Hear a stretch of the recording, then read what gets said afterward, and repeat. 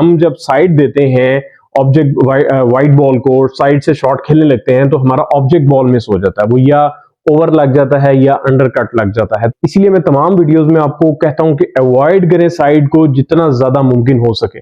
जितने top players होते हैं वो उतनी ही कम साइड्स को यूज करते हैं। अगर जो अच्छे प्लेयर हैं, एमेच्योर ज्यादा यूज करते हैं क्योंकि वो इतने स्टडी नहीं होते सेंट्रलाइज स्ट्राइकिंग में, तो वो साइड्स बनाकर वो अच्छी, मैं टॉप एमेच्योर्स की बात कर रहा हूं। तो प्रोफेशनल जो है वो मैक्सिमम जो है प्लेन बॉल के ऊपर खेलने की कोशिश करते हैं ज्यादातर गेम। तो आप भी इसको ध्यान में रखेंगे, जब आप साइड देते हैं तो बॉल आपका स्विंग करना शुरू हो जाता है, ठीक है। तो आपने उस चीज को ध्यान में रखना है कि वो जब स्विंग करेगा तो वो एक इस साइड पे या इस साइड पे वो चला जाएगा, तो इसकी एडजस्टमेंट के बाद ही आप शॉट खेलते हैं। मैंने YouTube पे वीडियोस भी पोस्ट की हैं अभी रिसेंटली, साइड्स को कैसे अप्लाई करना है और साइड से प्रैक्टिस कैसे करनी है, वो वीडियोस देख लें।